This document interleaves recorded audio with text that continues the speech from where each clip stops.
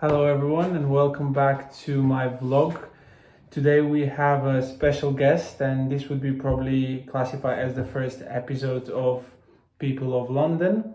So I'm planning to share some experiences with you, with some of my friends who had a similar story or a different story moving to London, and just literally giving you a bit of a insight on their experience and how they had a perspective on adaptation and living in London and the cost of London. So these are all bits which I covered in my last couple of videos. Basically why I started the whole channel, and it was my perspective. So now it's just a bit of a different perspective on the channel. So welcome Annabel, thanks for doing this with me. Thank you for having me. So Annabel is a close friend of mine, which I know. So I'll ask Annabel how she came here. So Annabel, what was your first year when you moved to London? Yeah. And how was your experience of coming from a different town here? So I've been living in London now for 5 years. I moved here in 2016. And yeah, I was 18 when I moved here, so it was for university. I came from a town of 8,000 people, so it was a really small town in Wales. And yeah, the lifestyle there's a lot different to London. So what would you say was the biggest thing that you found it not shocking but different to the first year when you came here? What was the biggest thing that you had to adapt on in terms of that was different from back home in terms of your lifestyle? It was definitely, so keeping in the theme of cost of living, that was definitely a big change. I think it was also the fact that when you're in a small town mentality, everybody thinks of London as this big scary place that they're like, oh, you know, how can we afford to be there? Because they think it's all very central London, full of expensive houses, expensive cars and that kind of thing. But that's not all of what London's about. So I would say it was getting to grips with being a student in London and not falling to kind of the expensive grocery shopping, the expensive methods of travel and stuff, which I kind of did in first year a lot because I was so clueless. You know, I used to get Ubers all the time when I would go home and stuff like that. And I was just kind of enamored by London. I thought it was this cool place that I was like, oh, we don't get these shops back home, so I want to buy that, I want to buy this. But I kind of quickly grew out of that. That was a kind of novelty of being here for a year.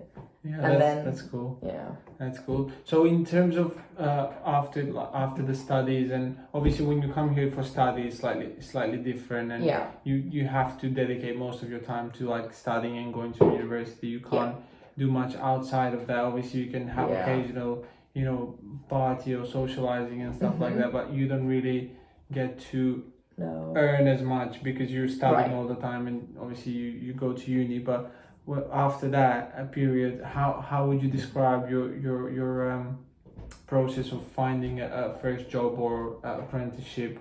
How was your experience with that? So I was quite fortunate in the sense of my university, and I know for most London universities, put on a lot of guidance around careers and internships and apprenticeships you can do. So I ended up getting an internship for a while because my university kind of pushed it. But I know there are loads of different, especially if you're coming here as a student, there are lots of different networks on social media and things you can sign up to and get emails about that will send you job offers that come through in your specific field that you want to be in. So I'm in engineering, so I put in engineering as my kind of keyword to all these places, and they send me graduate engineer jobs all the time. Is there any specific website or app you would recommend to students that are looking to get into the field? Bright Network, I found. I use that a lot. Yeah, Bright Network is the main one that I use. That's a really good one. We might put this into the link in the description below as a link, just because you don't have to remember the name. And otherwise, I mean, that one gives you kind of everything that's going on. But otherwise, I used to just apply for via the website. So my university would filter through companies that would be doing different internships, and then I would go to that specific company website and apply. Basically. So would you describe that experience as like hard, fun? Like how long did it took you to get your first apprentice job, or like a first job after the uni studies? Yeah, so I do a PhD now, so I kind of applied for that whilst in uni. Okay. And that was quite like a smooth process because I just stayed in the same department. But if I was to, if I was to have taken that investment banking job all the way through, it was you have to apply for a lot. Like you can't. Some people get lucky at the first one, but you have to apply for like 15, and you probably, maybe 50% of those you won't hear back from, and then another 20% of those you might get a first round interview. But like I found that just each one I did was bigger practice. Like I would just use the same cover letter for each one, just change it up a bit for each one, and then you just get a little better each time when you get rejected. Like I know it's a cliche, but every time you get rejected, you're like, okay, well, I could answer this question better for the next one. Yeah. Well, these are some actually very useful tips. So if you're looking to find a apprenticeship or job, hopefully these tips will help you out.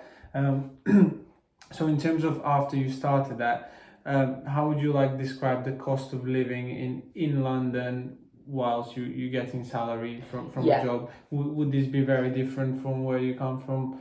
In terms of like numbers and how you kind of adapt your lifestyle towards that? Yes, it's probably an interesting way round for me because I'm earning now, but I pay like around, so like my rent is around like 700 a month. But when I actually was a student, I didn't know a lot about London, and I didn't see the benefits. So my key, I guess, tip would be to move further out within limits. So a lot of people, when they're a student, want to live really close to campus. So my campus was in Euston, which is pretty central. I ended up living about a 15-minute walk from campus, and I paid like 850 a month or something for like not as nice a place. And now I'm kind of, okay, well, I can live a bit further out. I'll just get the bus, and it can work out cheaper than if you're living in obviously a nicer place that you can't really put a price on that, but it's just quality of living is better. And yeah, like if you can get the bus as well, like I tend to do that. I live in an area where you can get the tube or bus. Obviously bus is a bit longer, but I just tend to get the bus just because I'm like, well, it's more cost effective. Right, exactly. Yeah. So per week, like if I do £3 a day on the bus, like that's £15, and then it's like £2.90 on the tube per journey, so it ends up being like £5.80. It's like almost like a double kind of. Yeah, exactly. You're saving like 50% on the right, commute. Exactly. So like it's just like little tips like that you get used to. I reckon on travel per week I probably spend like £15 a week, and then food, like I usually spend, if it's like a good month where I'm like, summer months I tend to go out and eat a lot, but like in the winter and stuff I usually pay about like £150 a month, I would say, on food. That's very good actually. Yeah, that is like if you can manage that's like very good for food. Yeah, that's kind of like still sort of including eating out, but because I find like, you can go to shops like Aldi or Lidl and you can get your weekly shop for like £20, and that's a huge shop. It's very optimistic. But it is optimistic. It depends where you shop. Yeah. I mean, if you have to be very organised for that. It's not like you can, right. Yeah, exactly. You have to anything. Exactly. So there isn't like an Aldi not far from us. So I sometimes go to, but if you're kind of just wanting proximity, you might only have a small corner shop near you, like a small Sainsbury's, and so your price of your shop goes up a lot compared to a bigger supermarket. So there's a lot of factors into it, but I usually get around 150. If it's like eating out a lot, like summer, could be 200 a month or something like that. And what would you say, in like, since you've been living in London, what would you say is like one thing that you can find here and you picked up as a hobby or a social activity or whatever that you don't have it back where you come from home? Yeah, it's like, so I loved I don't necessarily go so much anymore, but I love the theatre, like, and like musicals and stuff in first year of uni. I thought it was so cool because I didn't have that back home. And obviously London, like the West End is the heart of that. Yeah. So I really took advantage of that because I think there's an idea around it being really expensive, but you actually can get super cheap tickets in Leicester Square, in central London. Yeah. On like a weekday morning. So it can be the cost of like £10 or something, which is like the cost of like a double drink here sometimes. So I really like that. I used to go to that a lot. But you also do some songwriting and recording some music as well. That's like something you do in your free time. You planning to make it more like serious or as a hobby? Yeah, so I've been doing that since when I was back home as well. But like being in London has helped it take off a bit more. It's definitely a hobby at the moment, but I would love to see it materialize into more serious. So there is stuff in the works right now to hopefully make it a bit more serious. I've actually seen your Instagram and your music. It's quite nice. So if you want to hear Annabel's music and her own work, we'll put the link in the description for the Instagram. I'm not sure, you don't have a YouTube yet, but I will have one up at some point. Yeah, you have the Instagram Reels, Yeah, for sure. Yeah. So you can check that out and obviously subscribe. Actually, no, it's a follow on Instagram. So follow Annabel on Instagram.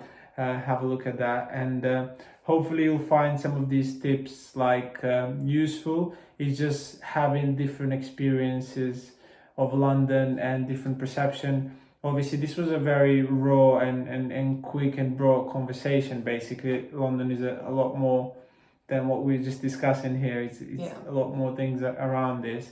But if you do have any specific questions, put them down in the comments below. Obviously, you can comment there or just like message Annabel directly if you want to on Instagram.